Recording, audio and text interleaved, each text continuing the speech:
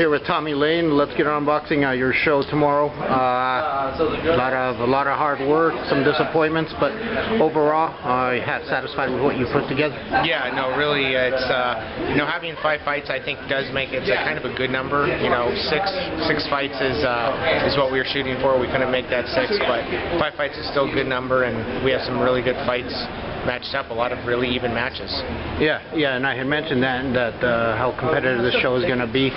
How fearless do you have to be, and how much convincing did it have to be for the fighters that accepted these hard challenges? I mean, you can't do the shows without guys like that, So there's a couple locals especially who are taking some really tough pick-em 50-50 fights. Oscar versus Ricardo Sandoval, Oscar Vasquez. That is a very tough, close fight. And same with Diego Elizondo fighting Canton Miller.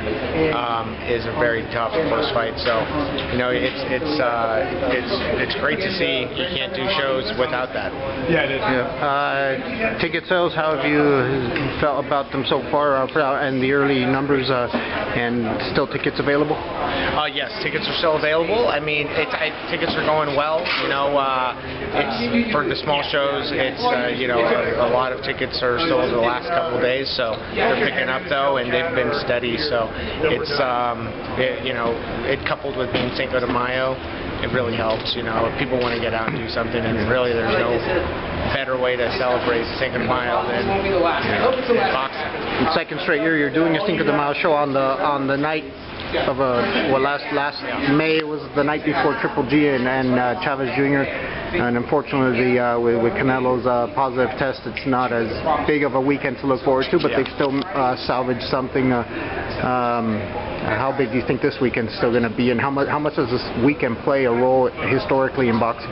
Well, it negatively affected us a little bit, because if we would have known that this was the card, the show, the GGG fight, and they weren't going to be in Nevada, we probably would have tried to do a show on Saturday, but the commission wouldn't allow it because they already had the big show planned, and they have to have all the officials down there. So if we would have known this was going to happen, we definitely would have gone today. It's just better to do a fight on Saturday for the casino. More time people are staying in. It allows more time for people from the Bay Area to come.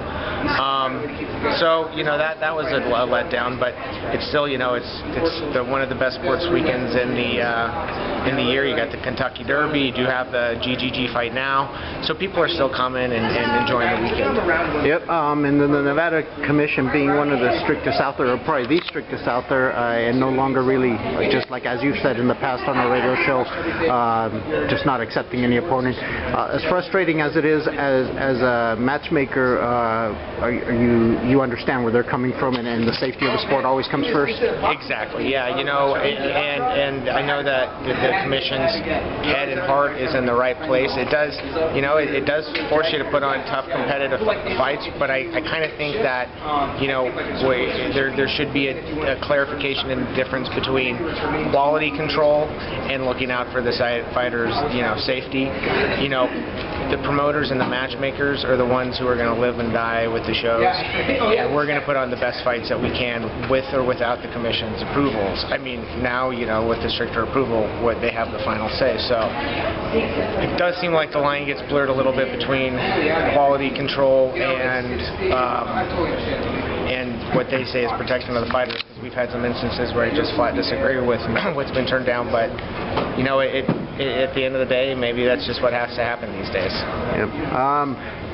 Competing shows, but there's been a great couple of weekends in boxing the last 2 weeks. Oh, yeah. Several years ago there was that big constitution of boxing promoters, and you guys had kind of the attitude of you'll believe it when you see it. Yeah. Has that just kind of been thrown away, of just as far as competing schedules and promoters not getting in the way of other promoters? Well, it is. It's really, I haven't heard anything about it in the last couple of years, and it's disappointing. I thought a far-fetched idea, because you're getting a lot of people who would have no problem. I mean, it's just getting a lot of people who have different agendas on the same page, and that's boxing for you. At the end of the day, when the show ends Saturday night, what's in a perfect world? What's your perfect scenario as a promoter on how the fights turn out? Well, the perfect scenario is that we have a lineup of great fights. Every fight's a great fight. We've got the